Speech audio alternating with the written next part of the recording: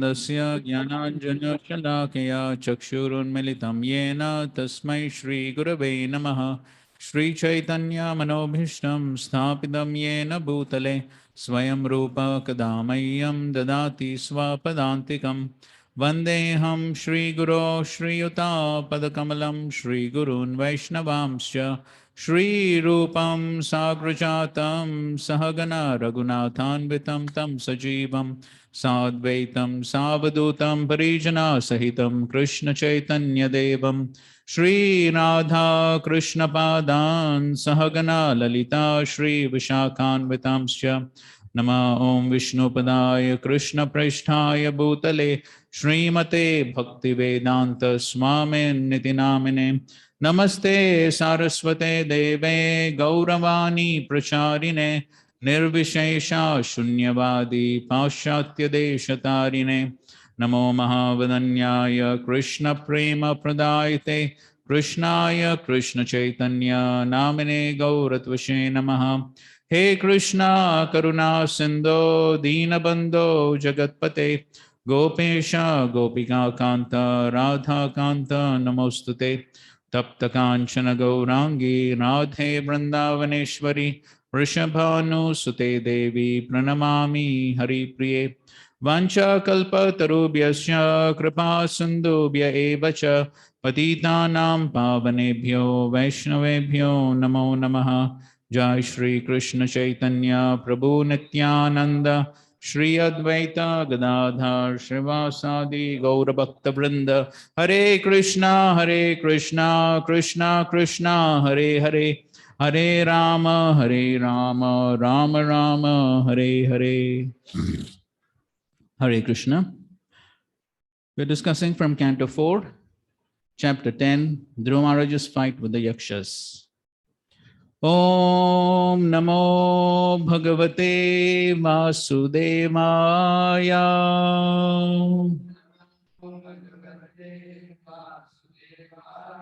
Om Namo Bhagavate Vasudevaya.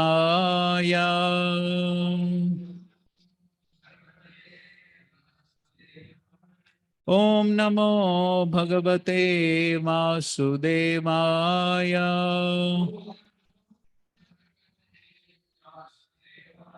Narayanam Namaskritya Naram Chaiva Narottamam Devim Saraswatam Vyasam Tato Jayam Udirayet. Text 1. Maitreya Uvacha Prajapate Duhitaram Shishu Marasya Vaidruvaha Upayeme Brahmim Nama Tatsutau Kalpavatsarau. The great sage Maitreya said, My dear Vidura, thereafter Dhruva Maharaj married the daughter of Prajapati Shishumar, whose name was Brahmi, and two sons named Kalpa and Vatsara were born of her. Purport. It appears that Dhruva Maharaj married after being installed on the throne of his father and after the departure of his father to the forest for self-realization. It is very important to note in this connection that since Maharaj Uttanapad was greatly affectionate towards his son, and since it is a duty of a father to get his sons and daughters married as quickly as possible, why did he not get his son married before he left home? The answer is that Maharaj Uttanapad was a Rajarishi, saintly king. Although he was busy in his political affairs and duties of government management, he was very anxious for self-realization. Therefore, as soon as his son Dhruva Maharaj was quite worthy to take charge of the government, he took this opportunity to leave home, just like his son, who without fear left home for self-realization, even at the age of 5 years. These are rare instances from which we can see that the importance of spiritual realization is above all other important work. Maharaj Uttanapad knew very well that to get his son Dhruva Maharaj married was not so important that it should take preference to his going away to the forest for self-realization. So Krishna consciousness cannot wait. It is an emergency, as told by Srila Bhaktisiddhanta Saraswati Thakur. So therefore, we find that Maharaj Uttanapad, he realized that, and therefore, without waiting for his son to get married or any other family responsibilities, he immediately went to the forest because he was very anxious for self-realization. A very important lesson for us to learn, that is how eager, anxious, and how one must consider that this process of self-realization, Krishna consciousness, is such an emergency because human life is so rare. It may come to an end at any point of time. And so therefore, understanding these facts, therefore, one has to take the process of Krishna consciousness very seriously. As Prahlad Maharaj says, Kaumara Acharit Pragyo. Of course, over here, nobody is Kumar. Everyone is more than that, but still better late than never. At least now we have to take Krishna consciousness very seriously so that we achieve the goal of human life. Now, the rest of the chapter is mainly translations without much purports. And so every devotee can read about 3 translations and pass on. So we kindly request Raghav Kripa Prabhu to please start.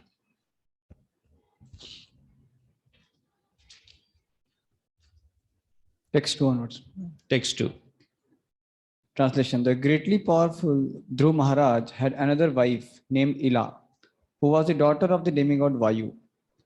By her he begot a son named Utkala and a very beautiful daughter. Dhruva Maharaj's younger brother Uttama, who was still unmarried, once went on a hunting excursion and was killed by a powerful yaksha in the Himalaya mountains. Along with him, his mother Suruchi also followed the path of her son. She died. When Dhruva Maharaj heard of the killing of his brother Uttama by the yakshas in the Himalaya mountains, being overwhelmed with lamentation and anger, he got on his chariot and went out for victory over the city of the yakshas, Alkapuri. So here, Prabhupada is making a point. So Dhruva Maharaj, he became angry because his brother Uttama was killed. Prabhupada says it's a misunderstanding that devotee should not be angry, envious, or overwhelmed by lamentation. Dhruva Maharaj was the king, and when his brother was unceremoniously killed, it was his duty to take revenge against the yakshas from the Himalayas. So anyway, we'll discuss on this topic a little later. Dhruva Maharaj went to the northern direction of the Himalayan range. In a valley, he saw a city full of ghostly persons who were followers of Lord Shiva.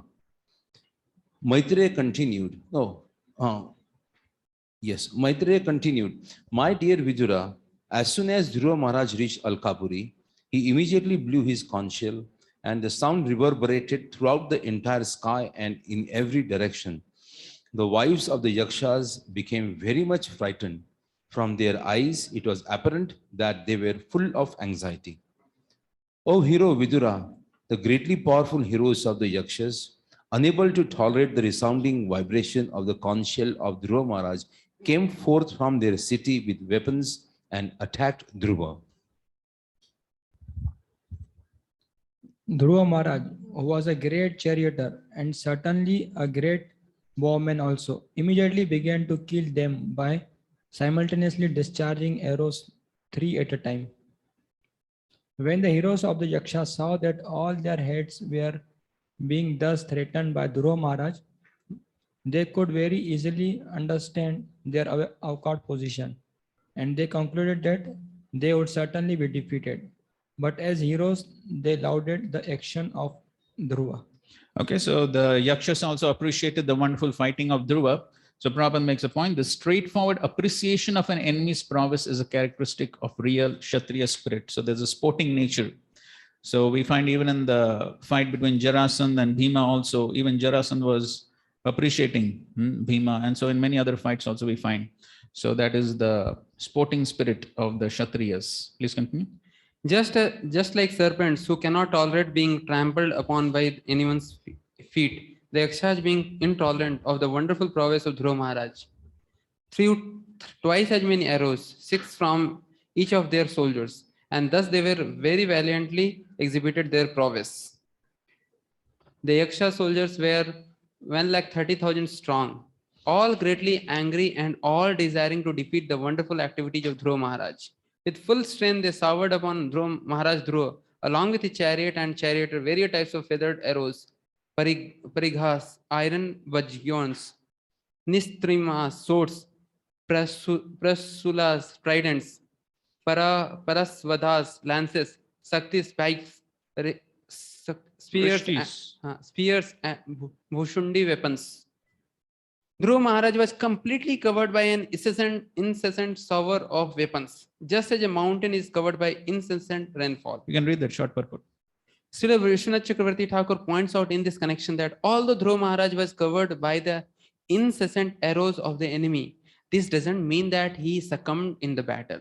The example of a mountain's peaks being covered by incessant rain is just suitable. For when a mountain is covered by incessant rain, all dirty things are washed from the body of the mountain. Similarly, the incessant shower of arrows from the enemy gave Dhruva Maharaj new vigor to defeat them. In other words, whatever incompetency he might have had was washed away. Okay, so that's how the analogy is being explained. Please continue. All the Siddhas from the higher planetary systems were observing the fight from the sky. And when they saw that Dhruva Maharaj had been covered by incessant arrows of the enemy, they roared tumultuously. The grandson of Manu, Dhruva, is now lost. They cried that Dhruva Maharaj was just like the sun, and that now he had set within the ocean of the Ekshas. The Ekshas being temporarily... Okay, in the purport, Prabhupada writes, Srila Rupa Goswami says, therefore, that not only is a devotee well protected by the Supreme Lord, but all the demigods and even ordinary men are anxious for his security and safety.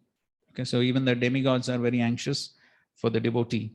And so therefore, they also assist the devotee. And towards the end, Prabhupada writes, as the sun rises again in due course at the end of night, so Dhruva Maharaj, although he might have been in difficulty, because after all, it was a fight. And in any fighting activities, there are reverses. That did not mean that he was defeated. So a very important lesson. So in a fight, one could be temporarily defeated, but it does not mean that one is permanently defeated.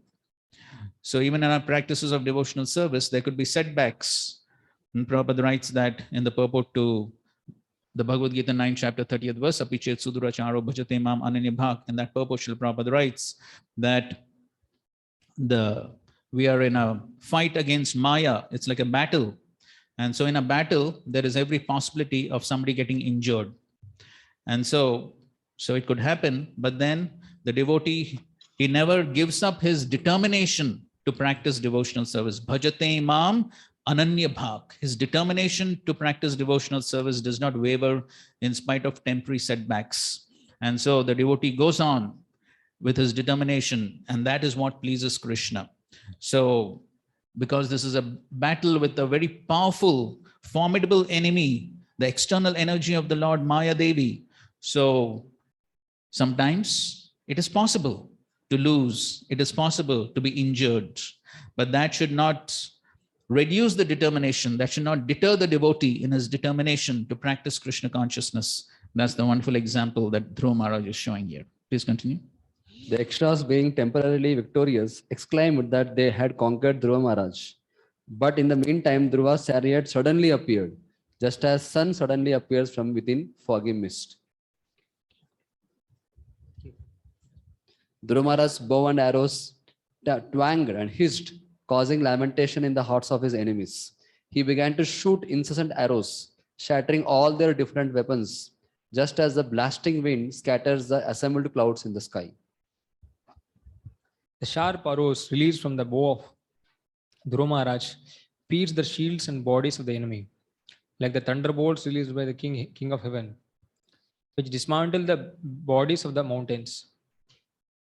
The great sage Maitreya continued, "My dear Vidura, the heads of those who were cut to pieces by the arrows of Dhruva Maharaj were decorated very beautifully with earrings and turbans.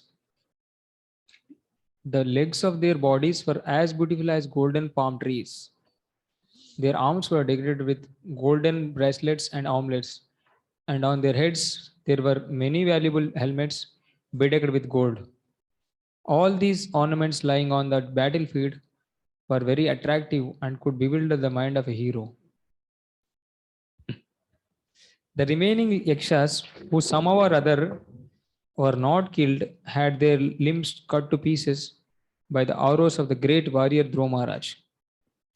Thus they began to flee, just as elephants flee when defeated by a lion." So you see that there are so many analogies in this chapter, just to give us some idea of how the battle was taking place. because we may not have that experience. So some analogies are being given so that there's some good understanding of the battle. Continue, please. Dhruva Maharaj, the best of the human beings, observed that in that great battlefield, not one of the opposing soldiers was left standing with proper weapons. He then desired to see the city of Alakapuri, but he thought to himself, no one knows the plans of the mystic Yakshas. In the meantime, while the Dhruva Maharaj, doubtful of his mystic enemies, was talking with his charioteers, they heard a tremendous sound as if the whole ocean were there, and they found that from the sky a great dust storm was coming over them from all directions. Within a moment, the whole sky was overcast with dense clouds, and severe thundering was heard. There was glittering electric lightning and a severe rainfall. My dear faultless Vidura, in that rainfall there was blood, mucus, pus, stool, urine, and marrow falling heavily before Dhruva Maharaj, and there were trunks of bodies falling from the sky. Next, a great mountain was visible in the sky, and from all directions, hailstones fell, along with lances, clubs, swords, iron bludgeons, and great pieces of stone. Dhruva Maharaj also saw many big serpents with angry eyes, vomiting forth fire and coming to devour him, along with groups of mad elephants, lions, and tigers.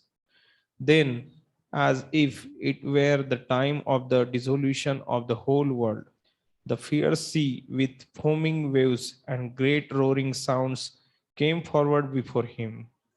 The demon yakshas are by nature very heinous, and by their demonic power of illusion, they can create many strange phenomena to frighten one who is less intelligent.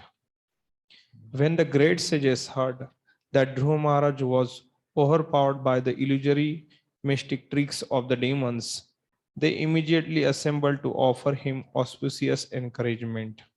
All the sages said, Dear Dhruva, O son of King Uttanpad, may the Supreme Personality of Godhead known as Shrangadhanva, who relieves the distresses of his devotees, kill all your threatening enemies. The holy name of the Lord is as powerful as the Lord himself. Therefore, simply by chanting and hearing the holy name of the Lord, many men can be fully protected from fierce death without difficulty. Thus, a devotee is saved. Okay, so here we find that the yakshas exhibiting so many mystic powers, so many illusions, and even Dhruva Maharaj got temporarily bewildered. He got overpowered by all these illusory tricks of the asuras. In text number 28, it is said, Asurya Maya Sura. So the demoniac, they have all these illusory demoniac potencies by which they bewilder others. And so here, Dhruva Maharaj also was put into great distress by all this. And so the illusory energy of the Lord covers the living entities and puts so many allurements, enticements, so many tricks by which the conditioned souls, devotees, they all may put into illusion. And so even Dhruva Maharaj, though he was on such an exalted platform, he was on the liberated platform, having seen the Supreme Lord directly face to face, but even he got bewildered by these illusory tricks. So yes, so Maya can definitely pose so many different illusory tricks before the conditioned souls in so many different ways, and somebody could get bewildered. And so therefore, even as it said over here, even the greatly intelligent can get bewildered by such tricks of the illusory energy. So therefore, the solution is the chanting of the holy names, Krishna consciousness, that is the solution to overcome these enticements and these illusions put forth by Maya. That's what Prabhupada writes. A devotee is always protected by the Supreme Personality of Godhead. By his inspiration only, the sages came to encourage Dhruva Maharaj and assure him that there was no danger because he was a soul fully surrendered to the Supreme Lord. Very important statement.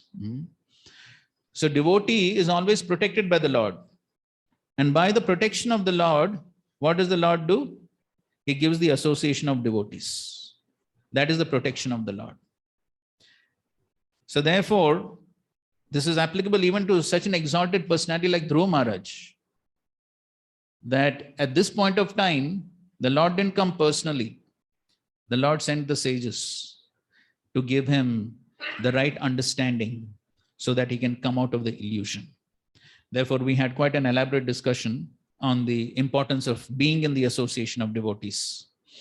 And we also have the famous example of Maharaj Bharat, who even on such an exalted platform was bewildered because of not having a suitable association, appropriate association, somebody who could guide him in that situation. And so therefore, however exalted one may be, even as exalted as Bharat Maharaj or Dhruva Maharaj, the association of devotees is always required. The guidance of senior Vaishnavas is always required. So and we don't have to look back to so many years, even within the history of our own movement, we have enough examples of very, very senior devotees, sannyasis, GBCs, also getting bewildered by the illusory tricks of Maya. And that is the power of Maya. And so therefore, one always has to be extremely alert. And the meaning of being alert is to always take shelter of the lotus feet of Krishna by taking shelter of the words of the Acharyas. And that is what Srila Prabhupada is writing here. So the sages, they came to encourage Dhruva Maharaj and assure him that there was no danger. Why did they do that? Because he was a soul fully surrendered to the Supreme Lord. So that is what happens when one is fully surrendered. When bhajate mam ananya bhak is there, then the Lord gives assurance. Kshipram bhavati dharmatma shashvat shantim nigachati kaunteya pratijanihi name bhakta pranshati. So Krishna is ready to give that assurance. My devotee will never perish, provided there is bhajate mam ananya bhak. So in the commentary to that verse, Vishnu Chakravarti says that bhajate mam ananya bhak, I think in a previous class we had mentioned, it includes 3 points. What is that? Anybody remembers? Bhajate mam ananya bhak. What does it mean? Any thoughts? What's your idea of bhajate mam ananya bhak? Okay, ahetukya pratyata, that's correct. Anybody would like to add to that? What does bhajate mam ananya bhak mean?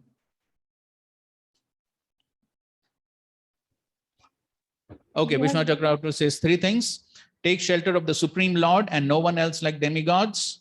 Does not take shelter of any process, any other process like karma and jnana, and has no desire other than the desire of the Supreme Lord. This is the meaning of bhajate mam ananya bhak. And so when such a devotee who is fixed on the path of devotional service and does not take shelter of any other person, any other path, and is fixed in fulfilling the desires of the Supreme Lord, accidentally such a devotee may fall down, may have some setbacks, but he is determined. What is his determination? He makes a splendid resolution. For the mistakes I have done, for the offenses that I have done, for the sinful activities that I have done, I am ready to go to hell. But I will never give up the devotional service of the Lord. That is the determination of the devotee. And when the Lord sees the determination of the devotee, then Krishna says, yes, sadhu reva samantavya. It is my instruction that this person is a sadhu. This is the definition of a sadhu. He is determined to practice devotional service at any cost. He never gives it up. And when Krishna sees the determination of the devotee, then Krishna reciprocates. How Krishna reciprocates? By giving the protection. Kaunteya pratijanihi name bhakta pranashyati. When the devotee is determined, then Krishna reciprocates by giving the protection, and that protection may be obtained through different ways. As we see over here, the protection is being obtained through the association of devotees. Through the devotees, one can get the proper guidance, one can get the proper realizations, one can get the proper understanding, and that's how one's devotional service remains protected. And so therefore, Prabhupada says, by the grace of the Lord, if a devotee at the time of death can simply chant his holy name, Hare Krishna, Krishna Krishna, Hare Hare, Hare Rama, Rama Rama, Hare Hare. Simply by chanting this Mahamantra, he immediately surpasses the great ocean of the material sky and enters the spiritual sky. He never has to come back for repetition of birth and death. Simply by chanting the holy name of the Lord, one can surpass the ocean of death. So Dhruva Maharaj was certainly able to surpass the illusory magical feats of the yakshas, which for the time being disturbed his mind. Okay, so the important point is that one must be able to chant the holy name and remember the Supreme Lord at the time of death. Yam yam vapi smaran bhavam tejate ante kalebram tam tam evaiti gaunteya sadatad bhava bhavita. Antakale chamam eva smaran muktva kalevram ya prayati samadbhavam yati nastyatra samshaya. So the important point is one must be able to remember Krishna at the time of death. But how is that possible? How is it possible to remember Krishna at the time of death? Yes, we have to practice throughout our life. Remain in association. Yes? By the grace of the Lord. That's what Prabhupada is writing here. By the grace of the Lord. We may do everything. We may do everything. But Krishna is non-different from his name, his remembrance. So therefore, without the grace of the Lord, it is not possible for us to remember him at the time of death.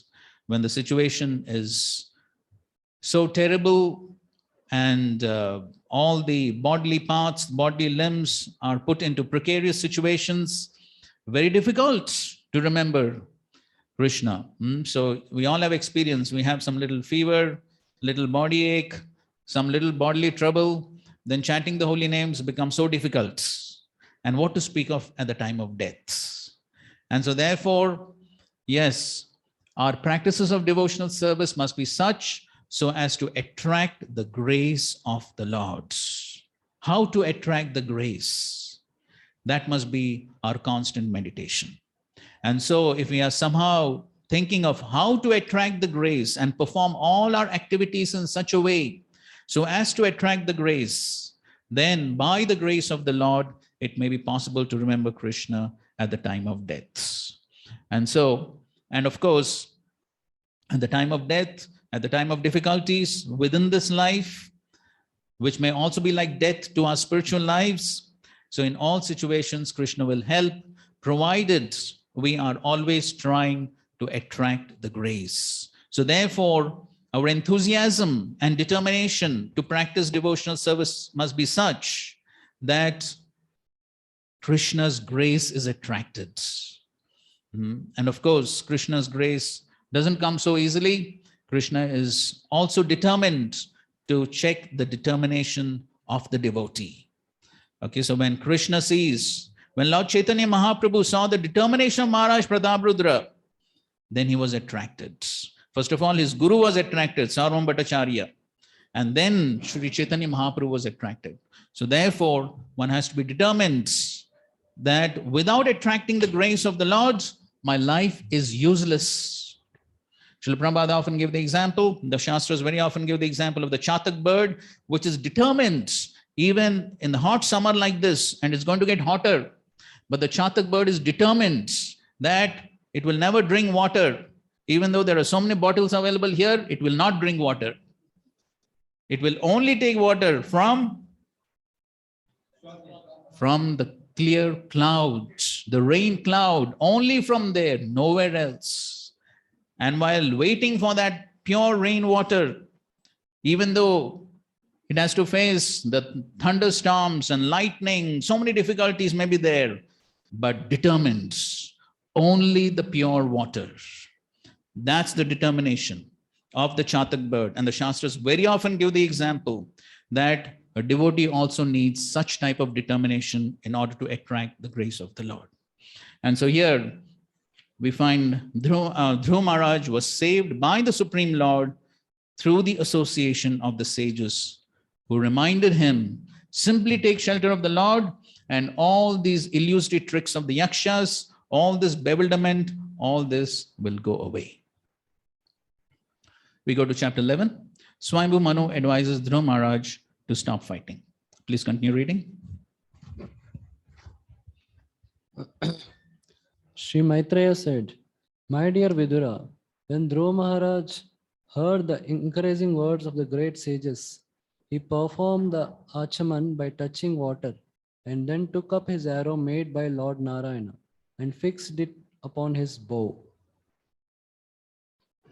As soon as Dhruva Maharaj joined the Narayanastra arrow to his bow, the illusion created by the yakshas was immediately vanquished. Just as all material pains and pleasures are vanquished when one becomes fully cognizant of the self. Continue, please. Even as Dhruva Maharaj fixed the weapon made by Narayan Rishi onto his bow, arrows with golden shafts and feathers like the wings of a swan flew out from it. They entered the enemy soldiers with a great hissing sound, just as peacocks enter a forest with tumultuous crowing. Those sharp arrows dismayed the enemy soldiers, who became almost unconscious. But various yakshas on the battlefield, in a rage against Dhruva Maharaj, somehow or other collected their weapons and attacked. Just as serpents agitated by Garuda rushed towards Garuda with upraised hoods, all the yaksha soldiers prepared to overcome Dhruva Maharaj with their upraised weapons. Okay. In the purport to text 2, Srila Prabhupada writes, as soon as there is awakening of Krishna consciousness, all the illusory pains and pleasures of material existence are vanquished. Mayam etam tarantite. Constant chanting of the Mahamantra will keep us always aloof from the illusory energy of Maya. So all the pains and pleasures of material existence have been described as illusory. Are they illusion? We feel pain and pleasure, correct? So why it has been described as illusion? Because they're temporary. Okay, good. Since we identify with the body, so what happens?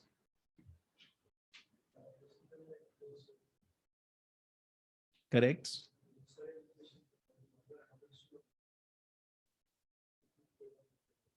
Okay, good. Somebody would like to explain with some examples. Srila Prabhupada very often explain. Yes, Shyam Jagannath Prabhu.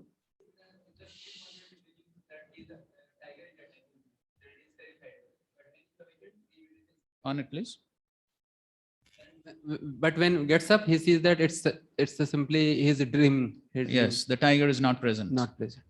So similarly, we also identify because we are identifying with the body. We think that the pains and pleasure, they are reality. But actually, we are soul part and parcel of Krishna, and we are aloof. We are transcendental to this. So, yes, that's correct. So when we are awakened, then we actually are naturally situated in our right position. So when there is some disease, when somebody is attacking us, there is some problem which the body is facing. So what we should do? We should just think they're illusion. Actually, we have to do the needful. We have to do the needful because although we are the soul part, but we are in the body. So we have to take care of the body. This is a means for our perfection to achieve. We have to do the needful, but we have to understand that I am not this body. So whatever is happening is a temporary phase, and ultimately one has to transcend and go back to. Yes. So Prabhupada did quote quite often from the 6th chapter of the Bhagavad Gita, which is describing, this is, if I'm not mistaken, verses 22-23. Yes, verses 22-23, which is describing the symptoms of a yogi in samadhi. One of the symptoms that is described as gurunapi na vichalyate. Guru means something great. So in spite of one of the great calamities, na vichalyate. So he's not agitated even in the presence of great calamities. When one perfectly understands that I'm spirit soul, one is on the spiritual platform, then one is not so much affected or to the degree one does not misidentify with the body, to that degree he is not affected by the illusory pains and pleasures. Srila Prabhupada gives another important purport to text 5. So somebody can read the first paragraph of that purport. To be killed by the Lord or by his devotees is auspicious for non-devotees. The Yakshas were killed indiscriminately by Dhruva Maharaj, but they attained the planetary system attainable only for brahmacharis who never discharged their semen. As the impersonalist Gyanis or the demons killed by the Lord attain Brahmaloka or Satyaloka, persons killed by a devotee of the Lord also attain Satyaloka. To reach the Satyaloka planetary system described here, one has to be elevated above the sun globe. Killing, therefore, is not always bad. If the killing is done by the Supreme Personality of Godhead or his devotee, or in great sacrifices, it is for the benefit of the entity killed in that way. Material so-called non-violence is very insignificant in comparison to killing done by the Supreme Personality of Godhead or his devotees. Even when a king or the state government kills a person who is a murderer, that killing is for the benefit of the murderer, for thus he may become cleared of all sinful reactions. Okay, so this is what happens when one is killed by a devotee or the Supreme Lord. I don't know if Toshan Nimai Prabhu remembers, you had asked this question during the presentations. Sudhavnath Prabhu was giving presentation, you asked question, remember? So you got the answer. So this here is the perfect answer, isn't it, for the question? So what happens when one is killed by a devotee of the Lord? You're satisfied now? Good. Oh. Right. Further down, Prabhupada further describes about Urdhva-retasa, which means brahmacharis who have never discharged semen. Celibacy is so important that even though one does not undergo any austerities, penances, or ritualistic ceremonies prescribed in the Vedas, if one simply keeps himself a pure brahmachari not discharging his semen, the result is that after death, he goes to Satyaloka. Generally, sex life is the cause of all miseries in the material world. And so in the Vedic civilization, sex life is restricted in various ways. Out of the whole population of the social structure, only the grihasthas are allowed restricted sex life. All others refrain from sex. Okay, fine. Please continue reading. Text 6.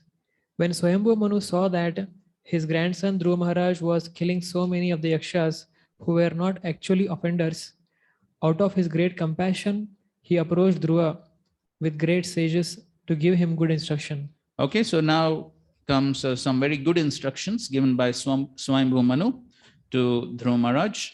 You can go to slide number 39.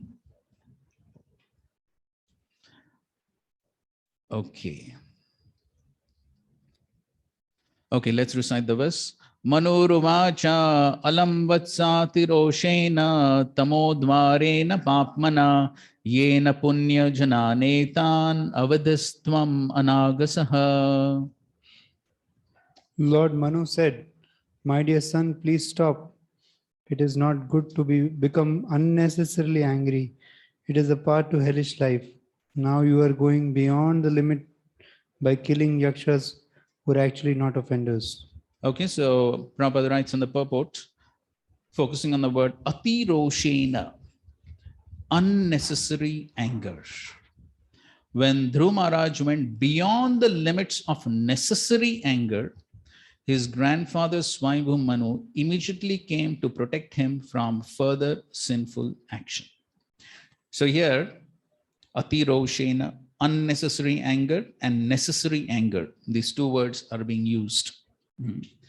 So what is meant by necessary anger and what is meant by unnecessary anger?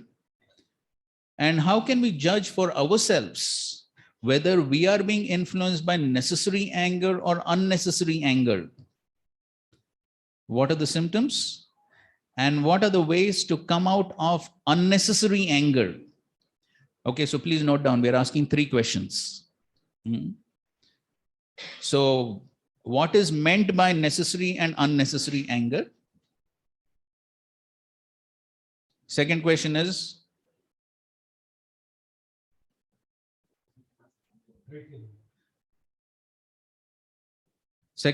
what are the symptoms? How can we recognize whether anger is necessary or unnecessary? Please write down the questions. Don't keep looking over here.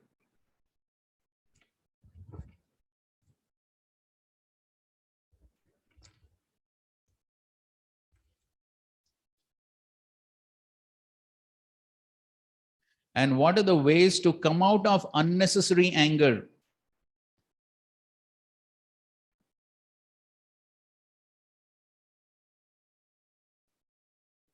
Okay, so you can explain with some examples, pastimes. Okay, so just discuss with your partners for the next 5 minutes. You can discuss with 2 or 3 devotees. You can get together and have a discussion, and then we will take it ahead. This is one of the important themes in this chapter, anger.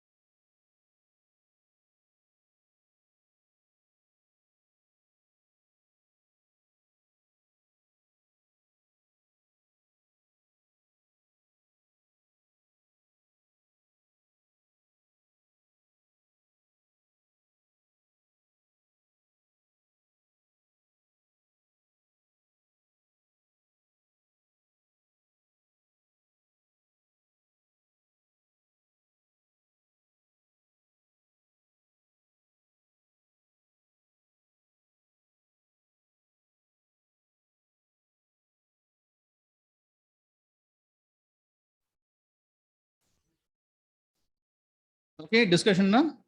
Okay, thank you. Hare Krishna. Okay, 1 minute more.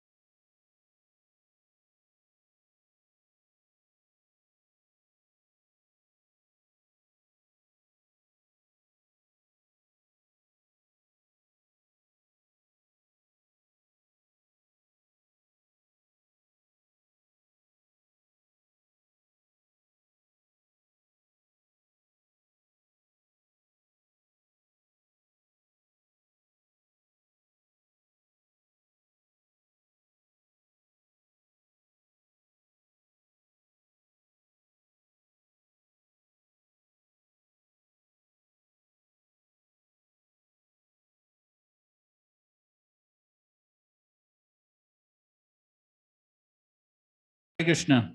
Can we have your attention, please?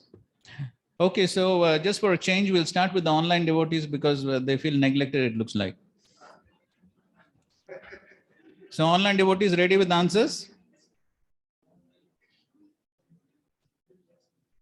Who's there online?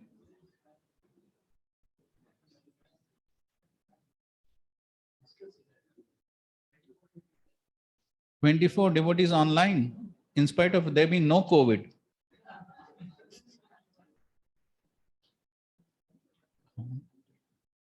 And we will take up that issue a little later.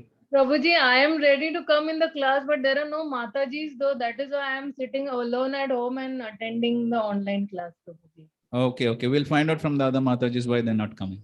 Prabhuji, when I called up and asked, the same answer I got from the department that there are no Matajis, only brahmacharis, so you cannot come. So even I stayed back, Prabhuji. No, so all the Matajis can come in a group. There's no problem. Yes, Prabhuji. Okay, fine. So we are not getting angry. We're trying to find the solution to the anger. So, Prabhuji, can I answer the first question? What is necessary anger and unnecessary? Yes, please go ahead. So, necessary anger is one which is actually used for the service of the Lord. and wherever actually the principles, which are, against the principles of the Lord, then you can be angry on that. And unnecessary anger is on a bodily platform where your own senses are not satisfied, and your own for your own sense gratification you use that particular anger, and that actually anger does not result in something really good. It is just like, you're holding a coal in your hand, and you are actually putting that coal towards the other person, but the first person who is actually burnt is actually you. Then the other person is burnt. Okay, fine. So good point. So unnecessary anger is anger which is for one's own sense gratification, the bodily concept, but necessary anger is that which is used in the service of the Lord. Okay, good point. Somebody would like to add to that from here? Yes, Shyam Jagannath Prabhu? See that it brings a positive transformation, positive change in the In person, whom? in the person to whom it is applicable, and rather than putting him down. Okay, If good it is- point. Good point. So necessary anger, it encourages the other person rather than discourage. Okay, good point. Somebody would like to add something to that? Necessary anger and unnecessary anger, what is meant by that? Yes, Ram Prabhu? Necessary anger has come out with very deep compassion and genuine concern for the other person. Yes, very good point. Yes, out of deep compassion, genuine concern for the other person, there could be some anger to help the other person, basically. Sonagar? Necessary anger also means to train the subordinates, to teach them Yes. the right way, right path. Correct. So teach them, train them, set an example. For that, there could be necessary anger. So, Lakshan? Necessary anger is for the service of the Lord, and unnecessary angry, when someone's sense gratification is disturbed, then he shows anger, then that is unnecessary anger. Correct. Good point. So for the service of the Lord and for oneself. Online, somebody wants to add? Necessary anger is in the law, like they don't violate the law, whereas unnecessary anger violates the law. Okay. Violates the law, doesn't violate the law. Okay, fine. So we'll go to the next question. So how do we recognize in ourselves, most importantly, in ourselves, how do you recognize whether anger is necessary or unnecessary? We'll begin with online. Those who have not yet participated, we kindly encourage everyone to participate in the discussion. So how do we recognize whether our anger is necessary or unnecessary?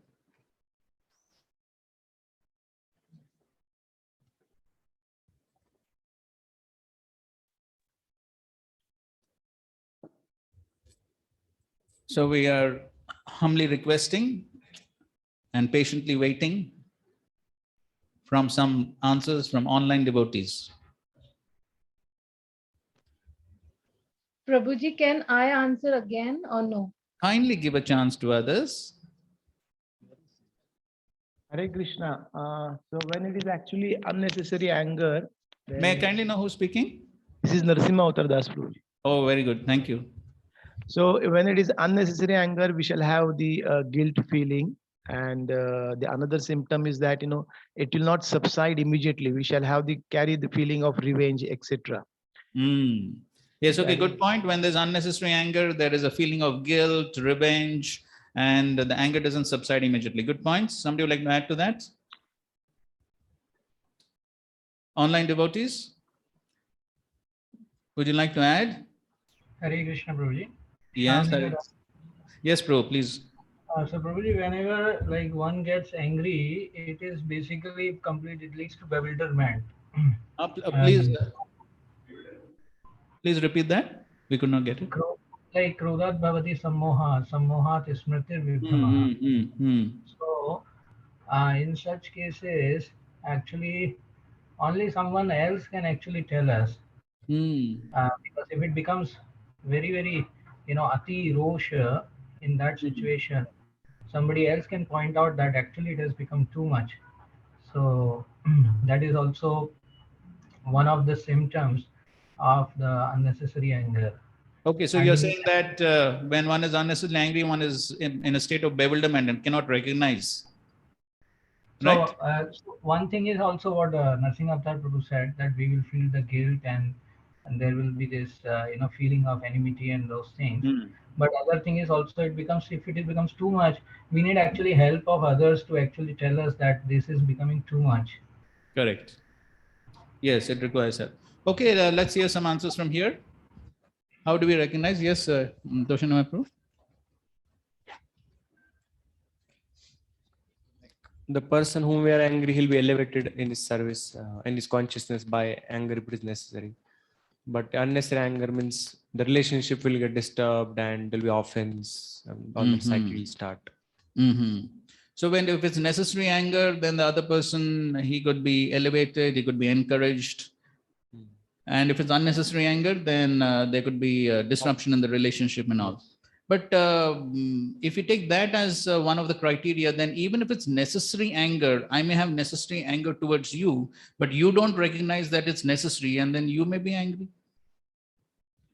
In long term, Prabhuji, that is, if the relationship is already understand is a guru and disciple, in that relationship, a person understand that is my welfare, it's more for my benefit actually, and it doesn't take it that way. Otherwise, one can't be angry only.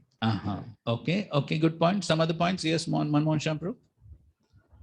Symptom of necessary anger, that before becoming angry, he will think that what I am doing is proper. Like Dhruva Maharaj thought a lot before punishing to the Mother Earth.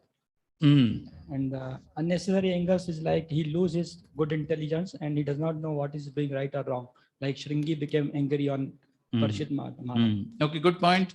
When if it's necessary anger, then one deliberates, one is careful whether it is really necessary or not, should I become angry or not? So there's some deliberation and then one responds. And if it's unnecessary angry, then one could be simply burst out of the lower modes, like Shringi. Good example. Yes. Okay, so then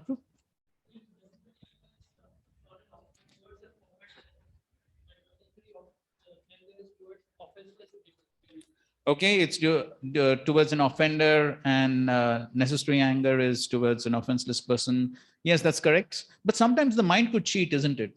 Mind could cheat. Just like Shringi felt his anger on Parikshit Maharaj was appropriate. The kings who are supposed to serve the Brahmanas, they're supposed to be at the feet, they're sitting on the crown. He had all his justification for getting angry. So, so how can one recognize? He should have taken a thought before emitting the curse, and he should have also consulted the direct person involved in the situation, that was Shamik Rishi, who was offended. And then later, if anger comes out, that could have been considered. It surely would not have been unnecessary anger the way it became. Okay, so consult appropriate. Okay, good. Any other points on how do we Yes. Satyapridas, actually, Lord is pleased or Guru is pleased with that service. That that is the major aspect. The effect should happen. That movement should continue. That preaching should continue nicely. The thing should happen nicely. As a result. Okay, Guru and Lord is pleased when it is necessary anger. Okay, good point. Good point. Can we hear something from okay, go ahead. Prabhu, necessary or unnecessary anger at a sadhaka level, it is always, I feel it is always unnecessary. Since we are having anarthas within. This seems to be Anand Goprabhu, right? Yes, Ananta Gopdas here. Okay. It's like at the level of sadhaka, we tend to prove that it is like the necessary anger or unnecessary, but it is always unnecessary anger. Acha, for a sadhaka, it is always unnecessary anger. At the level of sadhaka, and when the is pure. So what is your reference for the statement? A sadhaka's anger is always unnecessary. You're saying with so much of conviction. You have some reference. Where actually I can see the examples where the Hanuman and Prabhupada examples we always quote about this. That time, like the Hanuman and Prabhupada. Okay, fine. Hanuman, Prabhupada, they are not sadhakas, correct? There are like when I was giving the lecture on the anger management in 2012. That time Rai Shampru corrected me that there's like Krodha Bhakta Dveshi Jane. Correct. And he just said that like the anger itself is wrong at the level of sadhaka. That's the Gita is mentioning about this. Okay. So that means the purpose why the person is angry, that is the question, right? It is not whether it is a sadhaka or a siddha, isn't it? It is the purpose why he gets angry. Sadhaka is not clearly perfected himself. So how he can be at that level of like I am just angry for the Lord? There's always about we are just thinking about But ourselves. a sincere sadhaka could also be sincerely practicing, and he could be on the right path, isn't it? So But, can we still, where are the examples? where are the examples? The examples are all around us. There are so many sincere sadhakas all around us, including yourself. I feel it is like I am not. Whenever I am just angry, like I am just proving that actually I am right always. Okay, fine. Okay. So we accept your statement without getting angry. Necessary anger results in good, and unnecessary always cause harm. Necessary anger Results does in not. good. Means, for example, mother is angry on a kid for his better. Correct. So there's some benefit. Good. Yes, Prabhuji, also we saw that Srila Prabhupada, he would sometimes become angry to instruct someone to change, but that anger would never stay for a long. And that incident, that caused anger would not be mentioned also again. Correct. Good points. Yes, Shrikum. Wait, Mike. Otherwise,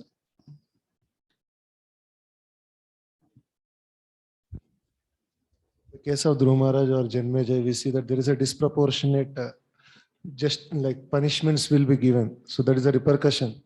If it is a necessary anger, whatever is required that much, and the devotee will forget and he will go ahead in his life.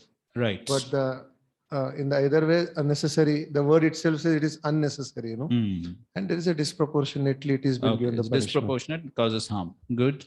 Okay, fine. We go to the third question. That is, how do we change or how we can protect ourselves from this unnecessary anger? Antadipru, you had a point for this, or No, one more point was in Vaishnava Sangha, at least physical level of anger is not usually, I have not seen any example where within Vaishnava Sangha, we express physically some anger and that is also like necessary anger. I don't see any examples. Okay. So usually a physical anger should be considered as unnecessary only. Okay. Yes, I think so. That's acceptable. Yes, that's true. Okay, so how do we deal with this unnecessary anger? Hari Bol. Hari By remaining in goodness and doing our sadhana well, we can protect ourselves from unnecessary anger. Okay, good points. By doing our sadhana and what's the other thing? Goodness. Yes, by trying to rise to the mode of goodness. Okay, good points. Yes, Chandra. Also by constantly hearing, because by constant hearing, we can actually check the force of our anger. And anger which is actually detrimental to our devotional life, we will always remain in equilibrium when we are constantly hearing, doing Yes, Shravanam. definitely. Hearing Shravanam is an important solution for purification of the anger. That's correct. Online devotees, there are 24 devotees online. So till now, we Hare Krishna, Prabhuji. Banmali Madhav Das here. Yes, bro. Yeah. A way to come out of this unnecessary anger is to chant Hare Krishna Mahamantra and get rid of unnecessary anger. Hare Krishna, Hare Krishna, Krishna Krishna, Hare Hare, Hare Rama, Hare Rama, Rama Rama, Hare. Thank you for giving the ultimate solution for the problem. And then love and service to Lord and Brahmachari is also way to come out of this unnecessary anger. Right. Yes. Service to the Lord, service to the devotees, which includes brahmacharis. That's correct. Yes, Raghava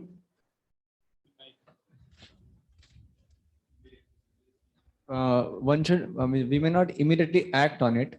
So we can because it's like with lower phases there. because of you have come in passion. So that time, don't act. And then after consulting or, as devotee suggested, more reading, hearing, and actually thinking what is the right thing to be done. Then one can take better decisions. So Yes, good point. So don't have reactive behavior, but think before acting. As some people say, count 10 before trying to do something. Of course, we can chant Hare Krishna instead of counting 10. Radhasham also says that one may write a mail, but don't send it. Correct. Don't press the send button. Yes, especially one is written in anger. Okay, Shri Kumar Krishna Prabhu and then Sudhana Prabhu. Basically, if someone is having some nature, like he becomes angry, hot-tempered like that. So he knows that that is there. Then he should be very careful not to put in those circumstances. Correct. First thing, even if it is, he can understand that I am going to get into this circumstance. So first level is this. Correct. Second is, okay, this is going to happen. Let me consult my seniors. How to do it can take help, or equal or senior can go and attend that whole whatever to do the needful as a service or whatever it is. Right. It's like some practical step. Good. Yes, very good. So consider, consult. Yes, important points. Yes, Sudhana Prabhu.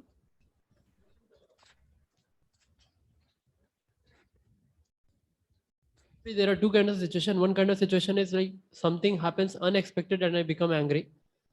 This solution which I'm going to tell does not apply in that situation. But some other situations where some meeting is going to take place and some heated topic is going to be discussed. So I should better keep some devotee informed that Prabhu, I generally become quite soon angry when such topics are discussed. So you take care. Whenever I increase my volume, then you can help me. When the volume increases, then what? Reduce the volume from there.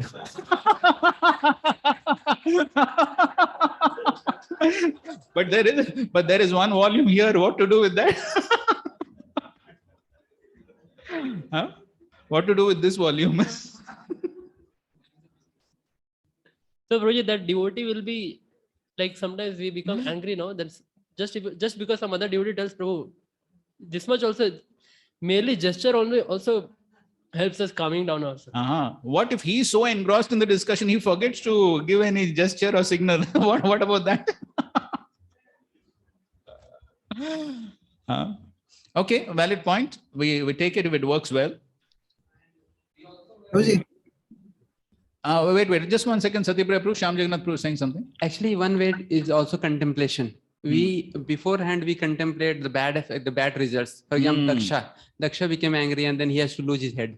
Correct. And Ambarish Maharaj, he became unnecessarily. He didn't lose his head. He got goat's head. He got goat's head. And Ambarish Maharaj, he became unnecessarily angry. Then he was running a. So what's the solution? Solution is that we contemplate, and in the process of contemplation, we develop that muscle to act in the right way. Okay, so contemplate before acting. Yes. Okay, good point. Yes, Satyapriya Prabhu, you had something? Roji, especially anger is like, it becomes very much prominent, especially when we stop our senses, especially during fasting and all those kinds. We are very on top, and immediately our mind releases those things for even a small thing. Correct. During those such times, we should really know the purpose of fasting, why I'm doing the fasting, and one should, if really it's hurting, one should take prasad. So after getting angry, one should take prasad, or before getting angry. Yeah, he should be he should understand what is his level of fasting, and what if it disturbs the other environment, other the saintly environment.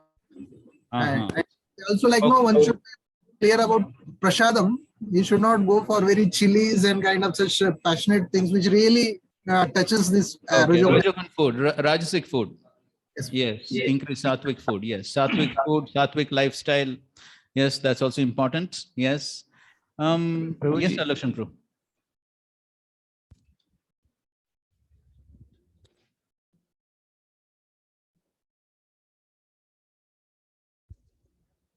We should actually, if it is the nature, so we have to use that anger for the Bhakta Dveshijane and somebody is deriding the Lord. Correct. And not for the devotees. Yes. So correct. That just like Hanumanji and Arjuna also, they became angry. Without anger, he cannot fight. Correct. So fighting requires anger. Correct. So We should use it for the service of the Lord. Yes, using anger for the service of the Lord. Any final conclusive solutions? Yes, Ram Singh Prabhu, you're ready with the mic? Hare Krishna. Prabhuji, when we become angry, in that situation, it is always better to be with someone who is calm, cool, composed devotee. If you just go near around him, automatically you cool down. So, but if that devotee is not there when you are angry, then what? Okay, good question. Hare Krishna. Or first you'll go and find him. Where is he? Generally, remembering devotee means at least we can, that is one of the immediate solution. Otherwise, we can contemplate on Shastra and basically the repercussion which will happen. Correct. Like now, if I have burnt my hand once, so I know if I put my hand in that fire, I am going to burn again. So if that much sense comes, immediately the person half goes down. Correct. So meditating on the repercussions, the consequences. Oh yes, Sripad Mahaprabhu. So we are expecting some conclusive solutions. I don't want to say that my statements are conclusive, but just I would like to add something like as Sudama Prabhu was mentioning about as we are knowing some things which are there, which may where there places maybe where I may get angry. So many times what I do in my life is I always predict what would be the discussion in the meeting, and then this could be the point where I may get angry. So then what are the points which may come up that I try to predict. Obviously, it's not that always I'm success, but I try like that. And then at that moment, then I keep quiet. When I understand that if I speak now, then I'll be angry or something. And other times also in general times, many times while interacting with devotees. So I many times just in my mind, I interact initially and try to see how things are will going to go happen. And then I try to actually interact. So that way, many times it happens that I am a little bit safe, but not always successful. Okay, so visualize what's going to happen, visualize the future, and then contemplate. Yes. Okay, so good points. Prabhuji, also Krishna in the Bhagavad Gita says that we should live without expectation of results, and because when we will have expectations of those results, then we'll become very angry. So we should take everything, as it comes, and we should take it as the will of the Lord. Okay, seeing everything as the will of the Lord. Okay, good points.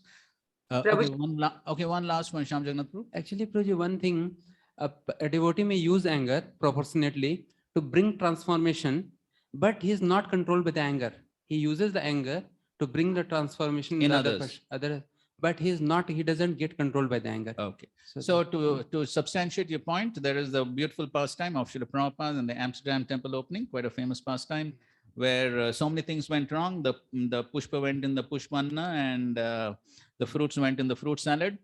So Srila Prabhupada was so wild, and seeing so many mistakes and so many discrepancies, Srila Prabhupada was wild. And it was a nationally telecast program. There were TV reporters and newspaper reporters. So many important VIP people were there.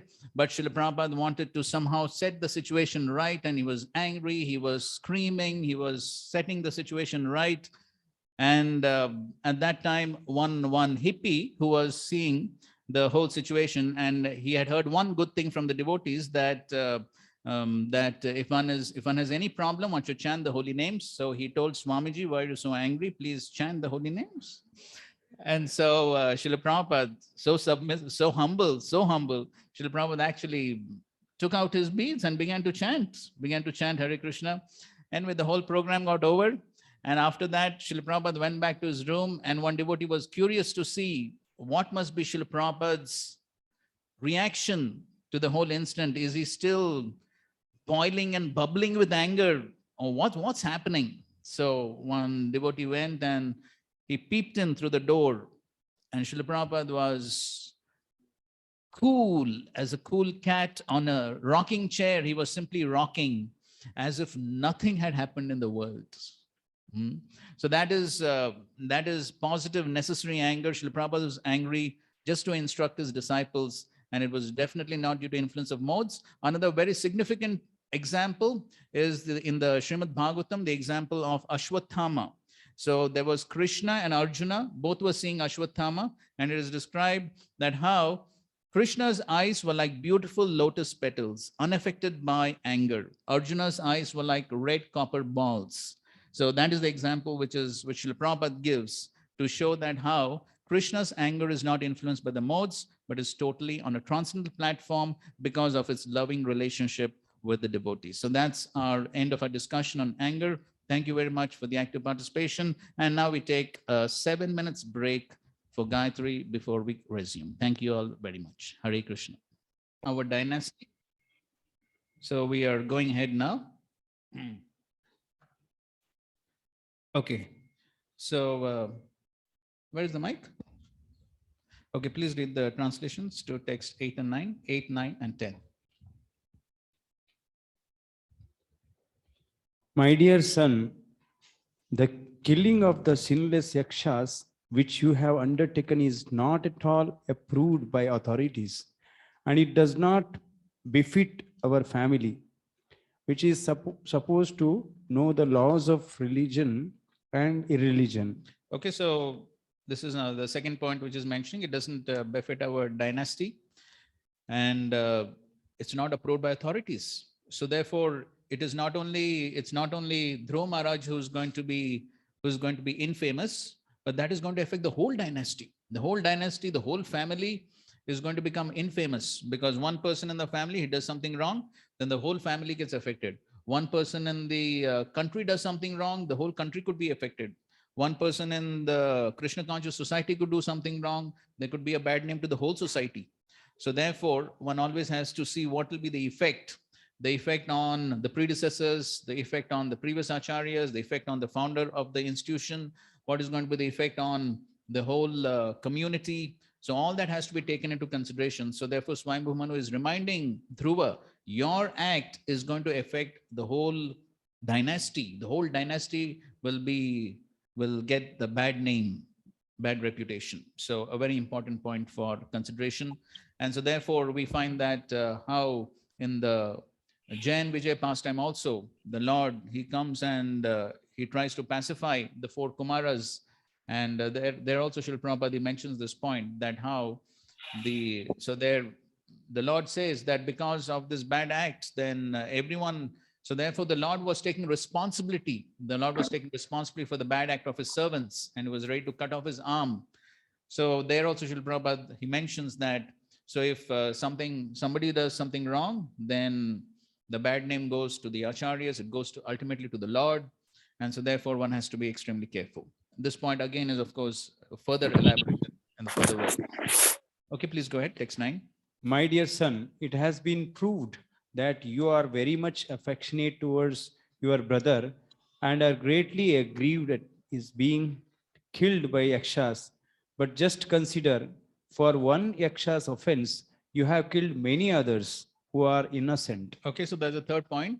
So a fault of only one yaksha, but Dhruva is trying to totally annihilate the yaksha dynasty. So therefore it is atiroshena, therefore it is disproportionate anger.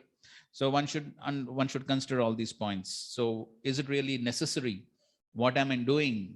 Whose fault it is? What are the consequences? So all this must be taken into consideration. Text 10.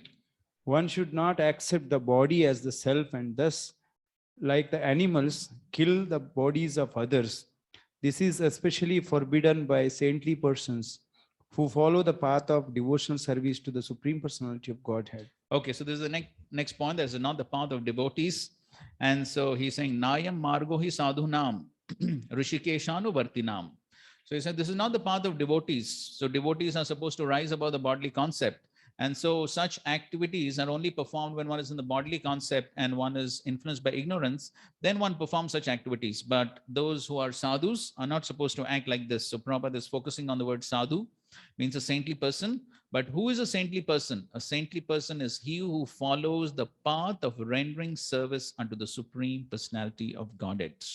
Rishikesha Anuvartinam, following the path of the Supreme Lord, following the path of the previous acharyas. And so therefore, one who is following the path of the sadhus, of the saintly persons, of the Supreme Lord, then he should act in such a way that the Lord and the acharyas are pleased, and one should not act whimsically like animals who are in the bodily concept of life. So the last sentence, Prabhupada says, a sadhu, saintly devotee is not supposed to kill animals unnecessarily, and of course not kill anyone unnecessarily. Okay, text 11. It is very difficult to achieve the spiritual abode of Hari in the Vaikuntha planets, but you are so fortunate that you are already destined to go to that abode by worshipping him as the supreme abode of all living entities. So he's saying that you're already destined to achieve the Vaikuntha planets. So therefore, such type of activity is not befitting such a person who's actually on the path back to the spiritual world. So how his behavior should be.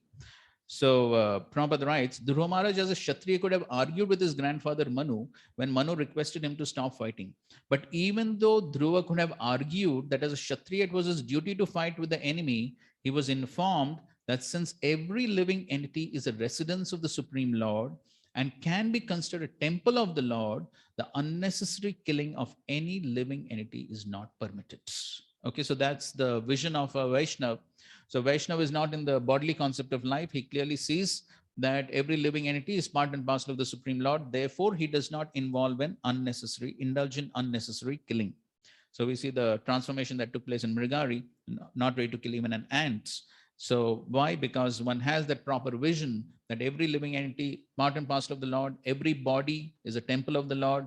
And so therefore one respects every body. And with that vision, one deals with everyone. So Swayambhu Manu is reminding Dhruva that you're on such an exalted platform that you're going back to Godhead 100%, you're destined. Then how your vision should be, what should be your attitude, what should be your realization? That's what he's reminding him of. Text 12. Because you are a pure devotee of the Lord is always thinking of you, and you are also recognized by all his confidential devotees.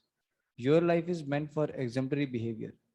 I am therefore surprised. Why have you undertaken such an abominable task? So this is the other important point, that is exemplary behavior. So such an exalted devotee, then he is supposed to have exemplary behavior. Yad yadacharati shreshtas tattadevataro jana. So therefore, Swayambhu Manu is telling Dhruva, you're such an exalted devotee, there must be exemplary behavior. Why are you behaving in such abominable ways? So can you give some other references from the Shastras about exemplary behavior? Importance of exemplary behavior?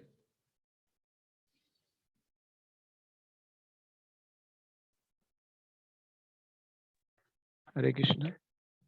Yes, Srila Prabhupada gives the example of Parikshit Maharaj, how he ruled his kingdom and he punished the Kali.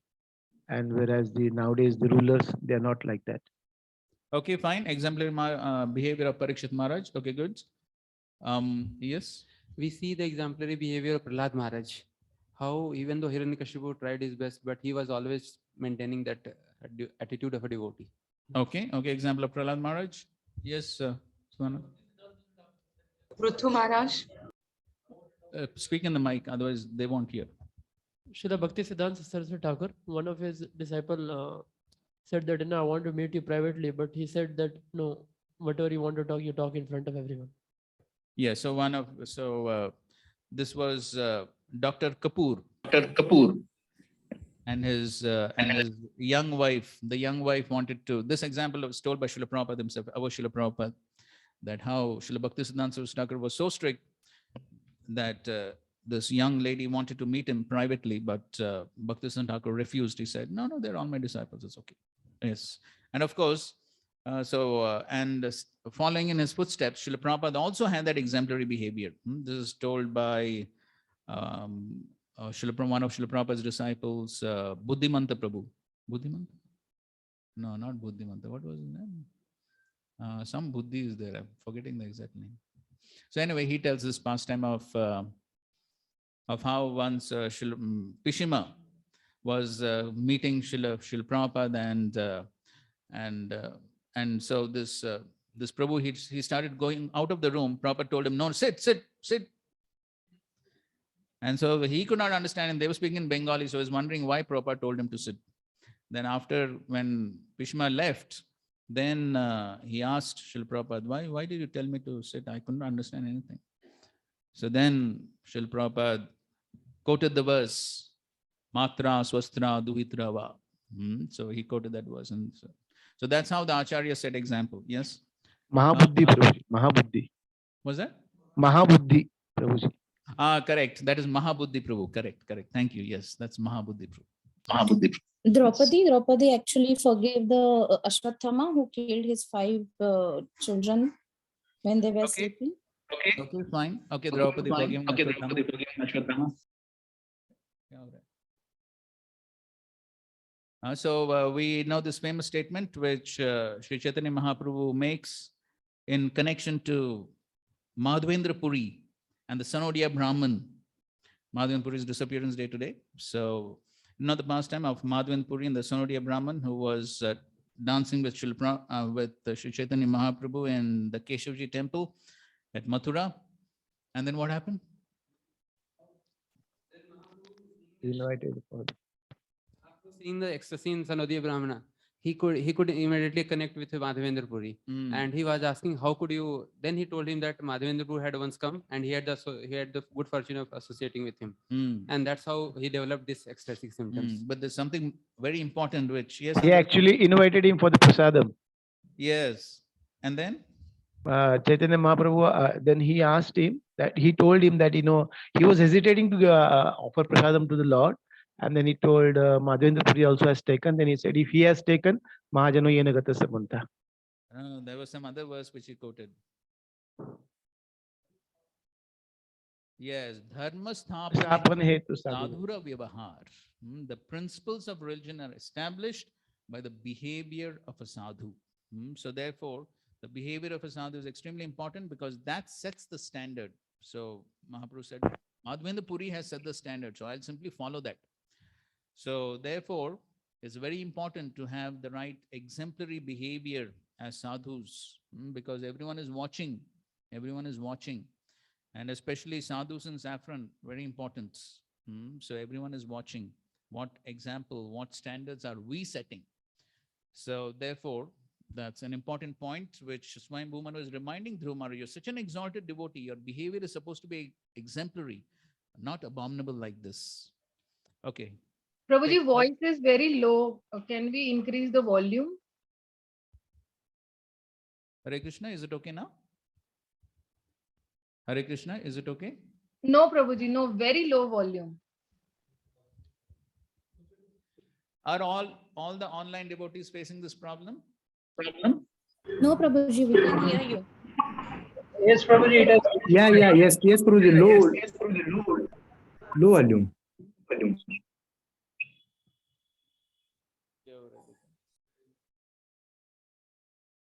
वो online वहां से कुछ बढ़ा सकते हैं. So what, the problem started now or before it was okay? Now it is okay. It's okay? Yeah. Still Okay. better. For this exemplary, can we take the example of Arjuna also? In what respect? Without hesitation, he always followed the instructions given by Lord Krishna. Yes, definitely.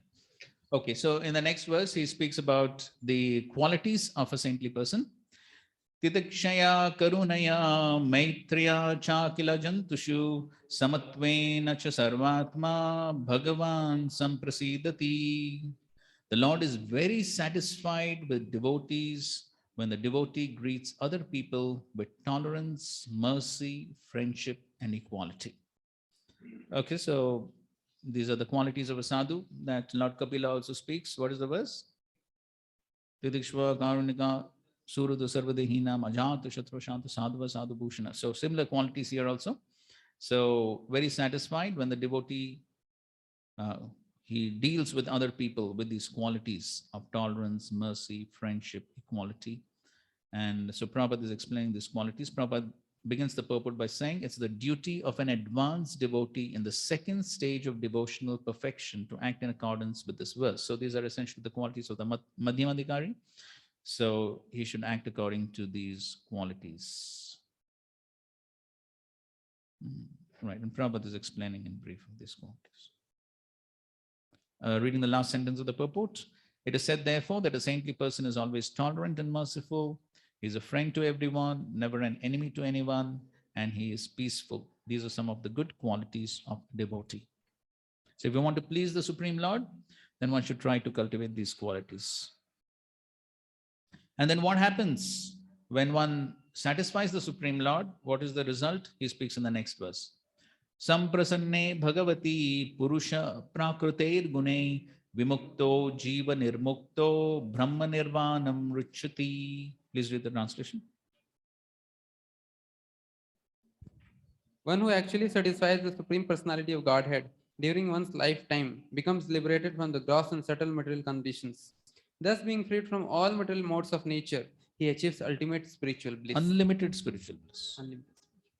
Okay, so this is the result when one pleases the Supreme Lord. Samprasanne bhagavati. If one pleases the Supreme Lord, then one becomes free from Purusha Prakrute Gune Vimukto. One becomes free from the influence of the three modes, and one becomes Jiva Nirmukta. One becomes a Jivan Mukta. One becomes liberated even in this lifetime. And Brahma Nirvanam Ruchati. He achieves the Brahman platform, or he achieves the unlimited supreme spiritual bliss. Yes, on the Brahman platform. So this is the result of pleasing the Supreme Lord. Prabhupada writes in the purport, he's basically writing the translation of Mam Vichayo Abhicharena Bhakti Yogena Sevate Sa Gunan Samatityetan Brahma Bhuhyaya Kalpate. He's writing the translation of that. But Prabhupada is translating Avyabhichari Bhakti as anyone who sincerely and seriously engages in my service. Quite interesting. So it's translating Avyabhichari Bhakti as sincerely and seriously. Becomes situated in the transcendent stage wherein he can enjoy unlimited spiritual bliss.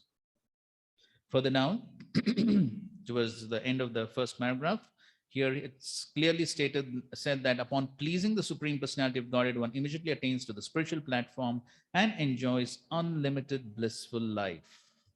So therefore, in the next paragraph, Prabhupada is purporting on the word samprasanne. A person should act in such a way that the Lord is satisfied by the activity. It is not that he himself is to be satisfied. Okay, so therefore we were discussing this point also, that one should always act in ways that the Lord is satisfied. So one should always be meditating on how the Lord can be satisfied so that one attracts the grace of the Lord.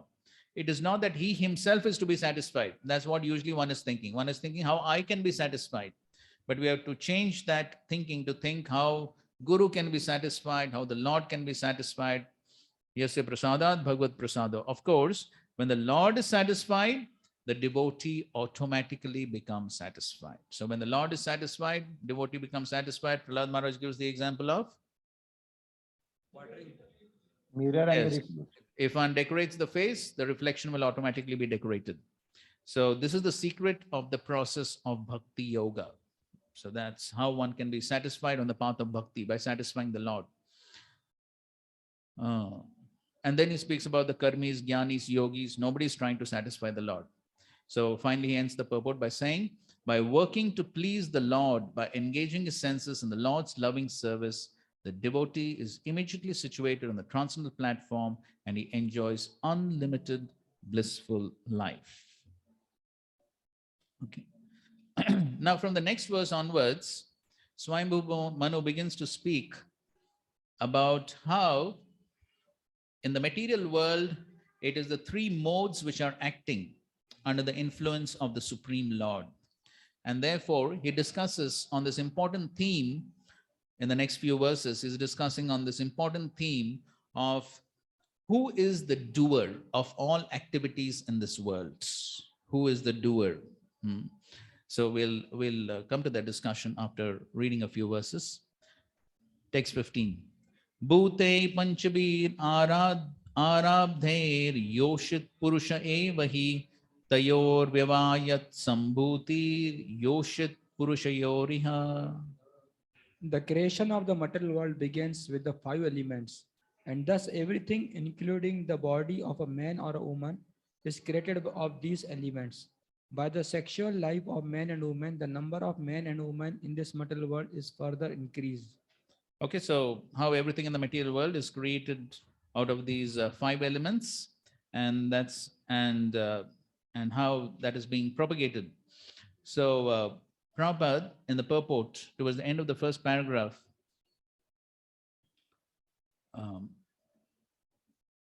he says, Swayambhu Manu wanted to impress on Dhruva Maharaj that the death of the material body of his brother was not actually the Yaksha's fault. It was an act of material nature. The Supreme Personality of Godhead has immense varieties of potencies, and they act in different gross and subtle ways. So this is the theme that goes in the next few verses. And that is, Swayambhu Manu wants to tell Dhruva Maharaj, don't blame the Yakshas. Don't blame the Yakshas for killing your brother. It was simply done by material nature. So anyway, we'll discuss that a little bit more. And therefore, towards the end of the purport, Prabhupada says, one should not be disturbed by the waves of material nature in this process.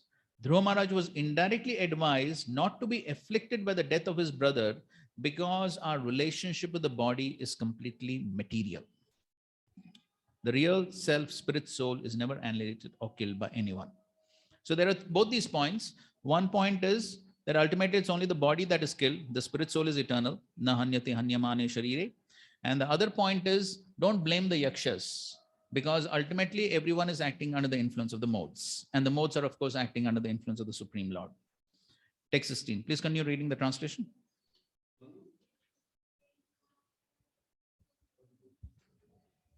Manu continued, my dear Dhruva, it is simply by the illusory material energy of the Supreme Personality of Godhead and by the interaction of the three modes of material nature that creation, maintenance, and annihilation take place. Okay, so Manu is saying that you are blaming the yakshas for annihilation. But all these activities, creation, maintenance, and annihilation, all of them are taking place under the influence of the three modes. Guna, Vyatikara, Rajan, Maya, Paramatmanaha. So everything is taking place under the influence of the three modes. So under the influence of three modes, somebody may become an instrument in killing, but ultimately it is the three modes which are functioning. Therefore, Prabhupada is saying, by the interaction of the material modes of nature, creation, maintenance, and also annihilation take place inevitably. But at the same time, we should know that all is conducted under the superintendence of the Supreme Personality of Godhead. What does the Lord say in Bhagavad Gita? Yes, Mayadhyakshena Prakriti Suyadesa Characharam. Creation is action of Rajagun, maintenance is action of Sattvagun, and annihilation is action of Tamagun. So the yakshas, they have killed. Killing is annihilation. So Swayambhu Manu is saying this annihilation of your brother has taken place under the influence of the Tamagun. So why blame the yakshas? Okay, text 17. My dear Dhruva, the Supreme Personality of Godhead is uncontaminated by the material modes of nature. He is the remote cause of the creation of this material cosmic manifestation. When he gives the impetus, many other causes and effects are produced. And thus the whole universe moves, just as iron moves by the integrated force of a magnet. So now somebody may say, okay, three modes are acting, but three modes are controlled by the Supreme Lord. So that means the Supreme Lord is responsible, correct? That means Supreme Lord is responsible. So therefore, to explain that point, now Swayambhu Manu says, Nimitta matram tatrasan nirguna purusharshaba.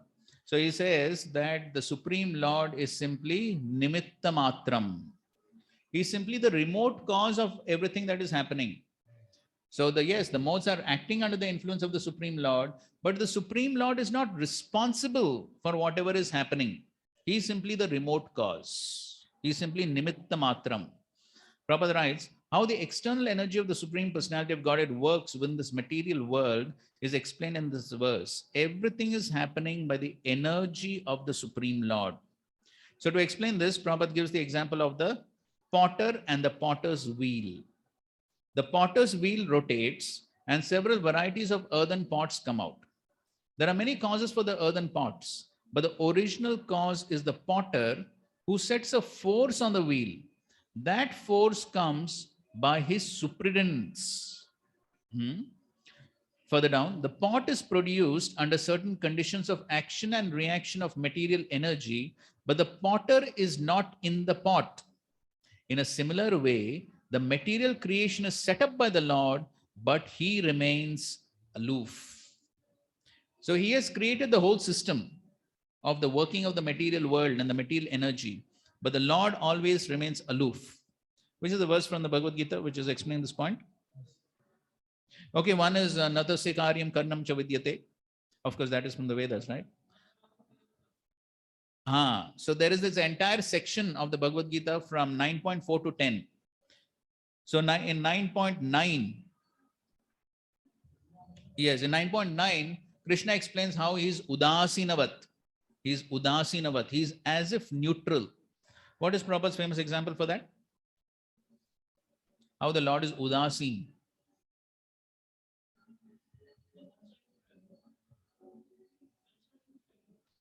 Sanction is for everyone. What's the analogy Prabhupada gives? Yes, online devotees and one. What is the famous analogy Prabhupada gives to show that? Upadekshya. What? Yes. Two the birds same sitting on the tree. Okay, wait. Raghav Kripa Prabhu is saying, what is the analogy here? He gives example of the judge. Ah. So there may be criminals and they may be having certain punishment to be given, but he remains udasin, neutral. Yes. So the judge may give reward to someone. He may punish someone. All those he is doing. Why he is doing that? Because it is law. He is simply acting according to the law. He himself is not affected. It does not mean that if he's punishing someone, the judge also feels pain. Oh, I have to maybe he feels little pain, but he's not so much affected by that. Or he's giving reward, he does not become happy or something. He remains neutral. Whatever the law says, it just happens. So similarly, the Lord is also Udasin. He has created the system. He has created nature's laws. According to nature's laws, everything is happening. Somebody is created, somebody is maintained, somebody is killed. Everything is happening according to nature's laws. But the Lord himself is unaffected. Srila Prabhupada gives 3 examples to establish this point, how the Lord remains unaffected. 3 analogies Srila Prabhupada gives in the Bhagavad Gita. Before I give you the reference, what are the 3 analogies? Yes, you have to speak in the mic. But one Prabhupada says that just like the sun evaporates the all the dirty substance on earth, but does not get contaminated. Same way, the Supreme Lord never gets contaminated by the modes of material nature. Okay, that analogy Prabhupada gives to show that how the Supreme Lord is unaffected by sinful activities. For that point, Prabhupada gives this analogy. But what are the analogies Prabhupada gives to show that how the Lord is not responsibility.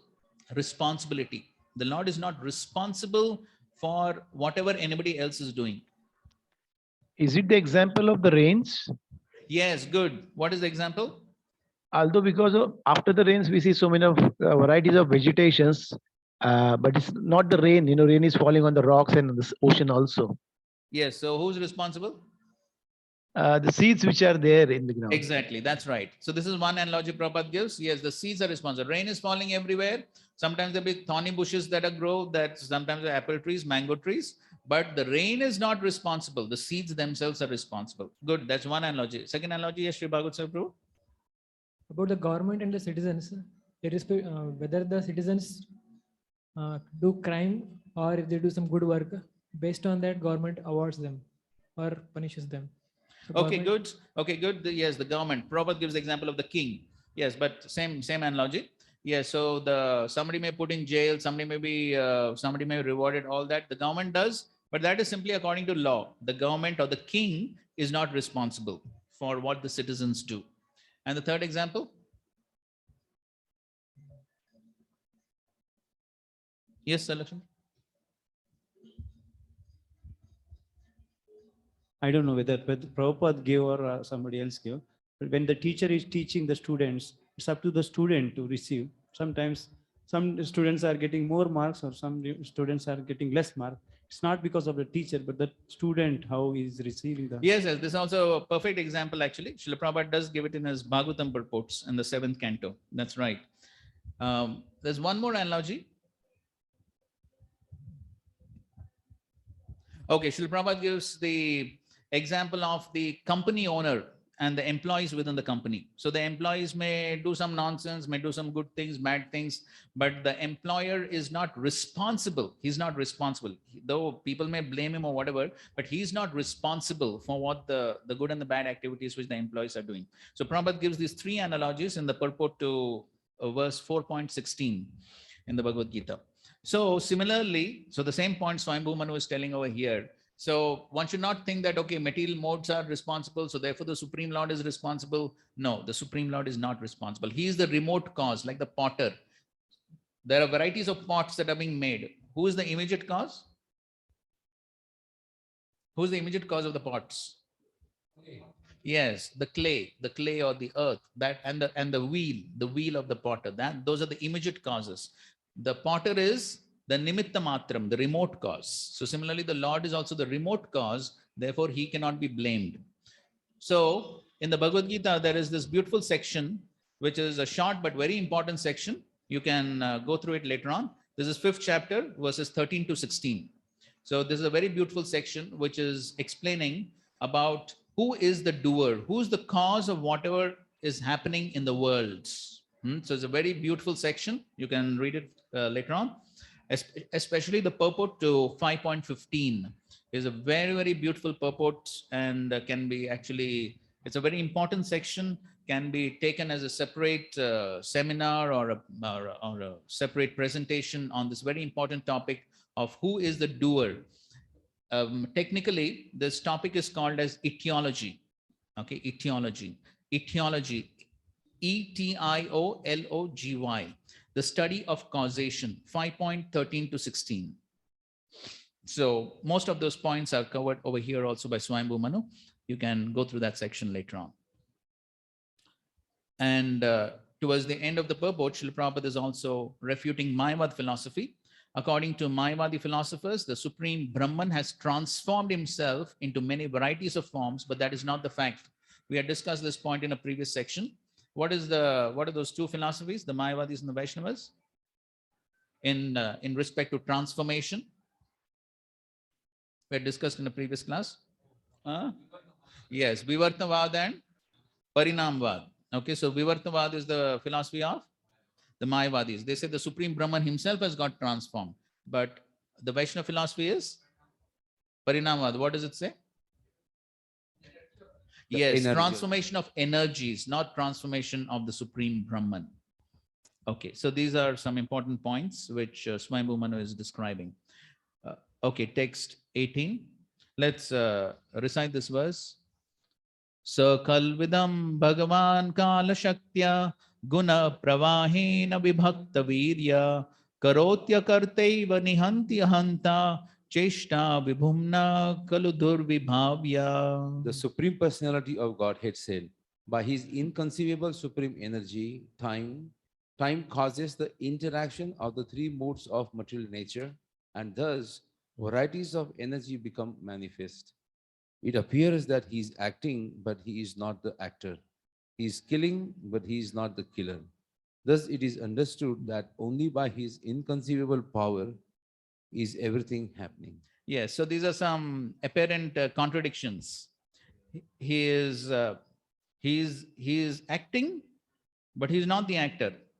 He's killing, but he's not the killer. Nihanti ahanta. So he is karoti, but he's a karta. So in the apparent contradictions can only be explained on the basis of the inconceivable potencies of the Lord. Durvibhavya. There are quite a few lectures where Srila Prabhupada focuses on this word, Durvibhavya, the inconceivable potencies of the Lord. So, and that is basically the description of the entire section in 9.4 to 10 also. The inconceivable relationship of the Lord with the material world. He's perfectly in control. Everything is perfectly orchestrated by the Supreme Lord. Yet, he's the non-doer. Yet, he is indifferent. So how is it possible? Is it possible for any ordinary person to be in full control, yet detached? So many managers here. Is it possible? To be in full control, yet detached, yet udasin. So one of the two things takes place, correct? If one gets fully involved in management, in situation, what happens? Yes, one becomes attached, one becomes affected, so you know what happens. And what happens if one is totally detached? What happens if one is totally detached? Udasin Baba. Then what happens? Yes, then there's chaos. But the Lord is fully in control, yet detached. Therefore, it is Durvibhavya. Therefore, it is inconceivable. Only the Lord can do such a thing. Nobody else can do it. And that is what he's explaining over here. So these apparent contradictions, he's killing, but not killing. He's doer, but he's not doer. Who can explain?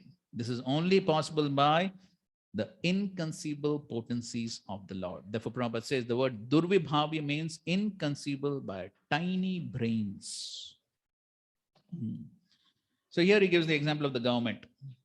The government state is always supposed to be merciful, but sometimes in order to keep law and order, government employs its police force and thus punishment is meted out to the rebellious citizens. Similarly, the Supreme Personality of God is always merciful and full of transcendent qualities, but certain individual souls have forgotten their relationship with Krishna and have endeavored to lord it over material nature. Then he's describing the word nimitta matram from the previous verse actually. Yes, the Supreme Lord is completely aloof from the action and reaction of this material worlds. How is everything being done? The word inconceivable has been used. It is not within the power of one's small brain to comprehend. Unless one accepts the inconceivable power and energy of the Lord, one cannot make any progress. So all this is happening by the inconceivable potencies of the Lord. And that is the philosophy of Sri Chaitanya Mahaprabhu, Achintya Bhed Abhed Tattva. Text 19. Please read the translation. My dear Dhruva, the Supreme Personality of Godhead is ever existing, but in the form of time. He is the killer of everything. He has no beginning, although he is the beginning of everything, nor is he ever exhaustible, although everything is exhausted in due course of time. The living entities are created through the agency of the Father and killed through the agency of a death. But he is perpetually free of birth and death. Okay, so again, the same point. He is killing everyone. He is doing everything, but he is aloof. He is not affected. So Prabhupada again says, the supreme authority and inconceivable power of the Supreme Personality of Godhead can be minutely studied from this verse. He is always unlimited. And therefore, he gives the example of the touchstone. The example is given of touchstone, which creates many valuable stones and jewels, but does not decrease in power. He's creating one touchstone, creating other touchstones, but the power does not decrease. Which is the verse to explain the Siddhanta? Yes, Om Purnamada Purnamidam Purnat Purnamudachyate Purnasya Purnam Adaya Purnam Eva Vashishyate. So many complete Purna units are coming out, but what remains is Purna. You know which is the story Prabhupada tells to explain this? Very interesting story, but Prabhupada explains such an important Siddhanta, which with a very amazingly simple story. When I first heard it, I was amazed. Such an inconceivable Siddhanta. Prabhupada is explained with such a simple story.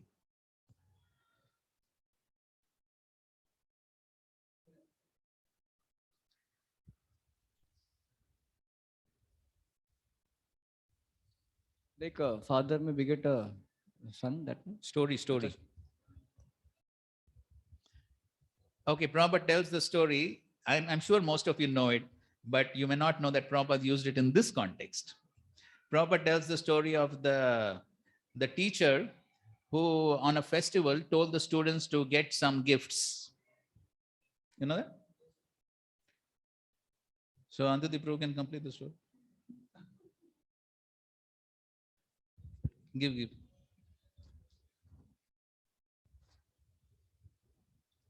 And there was one student who was very poor. Yeah, so he went to his mother to ask what to do.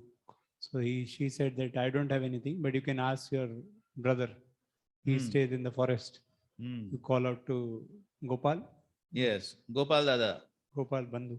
Yeah. Gopal Dada. Gopal Dada. So he said, okay. So then he went into the forest and asked Gopal, and then Lord came and he told that I need something for the offering to Guru. So on that day, again he called out and then he gave him payasam, some kheer. Curd. Yogurt yeah, in a small pot. Curd in a small. And then that small pot, when he gave to the Guru was very angry. What is this? Just so little for so many people, useless. And he threw it and it fell. And still in the pot, everything remained. Correct. And then he tried to give to everyone, but still it remained. Correct. And then eventually the teacher was amazed. Yes, so that's the story Prabhupada tells. Purnam eva vashishyate. So even though the yogurt was thrown on the ground, but again it filled up. Again he threw, again it filled up. So then the teacher understood something very special. Who gave this? Gopal Dada. So yes, that's the same point Prabhupada is saying here. Just like the touchstone, which creates many other stones, but the power does not decrease. Similarly, creation occurs many times. Everything is maintained, and after time, everything is annihilated. But the original creator, the Supreme Lord, remains untouched and undiminished in power. And then in the next paragraph, Prabhupada gives a very interesting point about, he gives these examples of Hitler and Napoleon. They killed many living entities, but ultimately, they were also killed. And then Prabhupada says, people are still very much interested in writing and reading books about Hitler and Bonaparte and how they killed many people in war. Year after year, many books are published for public reading regarding Hitler's killing thousands of Jews in confinement. But no one is researching who killed Hitler and who created such a gigantic killer of human beings. The devotees of the Lord are not much interested in the study of the flickering history of the world. They are interested only in Him who is the original creator, maintainer, and leader. That is the purpose of the Krishna consciousness movement, to find out who is the original creator, who is the original killer. Everyone else is a small instrument in Krishna's hands. So that is how, but yes, Krishna is the original killer of everyone, but still, He is not responsible. He is not affected by all this killing. Everything is simply happening by the laws of material nature. Text 20, please read the purport. I mean the translation. The Supreme Personality of Godhead in His feature of eternal time is present in the material world and is neutral towards everyone. No one is His ally and no one is His enemy. Within the jurisdiction of the time element, everyone enjoys or suffers the result of his own karma or fruitive activities. As when the wind blows, small particles of dust fly in the air. So according to one's particular karma, one suffers or enjoys material life. Okay, so again, the same point. So Swayambhu Manu is saying that the Supreme Lord is doing everything according to, everything is happening by the time factor, but everything is happening according to one's own karma. So therefore, the Lord cannot be blamed for whatever is happening. So just like when the wind blows, small particles of dust fly in the air. So yes, the particles of dust fly, but it's not that the wind is responsible. The wind is blowing, some particles will fly. So similarly, everything is happening according to one's karma. Therefore, Prabhupada writes, although the Supreme Personality of Godhead is the original cause of all causes, He is not responsible for anyone's material suffering or enjoyment. Who is responsible then? The Jiva himself. So the Jiva is acting according to one's desire. The Lord understands the desire. Material nature fulfills the desire. But who is responsible? The Jiva himself. There is no partiality on the part of the Supreme Lord. Further down, Prabhupada says, as soon as they declare their independence of the Supreme Controller, they're immediately put into this material world to try their luck freely as far as possible. So further down he says, the living entity's higher or lower position, his suffering and enjoying are due to his own karma. The exact word used in this connection is anishaha, which means dependent on their own karma. The example given in this verse is that when the wind blows, particles of dust float in the air. Gradually, lightning occurs, and when torrents of rain follow, and thus the rainy season creates a situation of varieties in the forest. So yes, so it's not that the rain is responsible, but everything is happening according to that system. God is very kind. He gives everyone an equal chance. But the resultant action of one's own karma, one suffers or enjoys the material worlds. So the Supreme Lord is only the nimitta matram. He's only the remote cause. And then he is doing everything to Prakriti. But the root cause is the karma of the jiva, due to which he enjoys or suffers. So this is the main theme of Swayambhu Manu's instructions here. And there are a few more verses. We will just finish them tomorrow, and then we'll go to the next chapter. Okay. So thank you very much. Srila Prabhupada ki jai, Granth Raj Srimad Bhagavatam ki jai, Samved Gaur Bhakta Vrinda ki jai. Hare Krishna.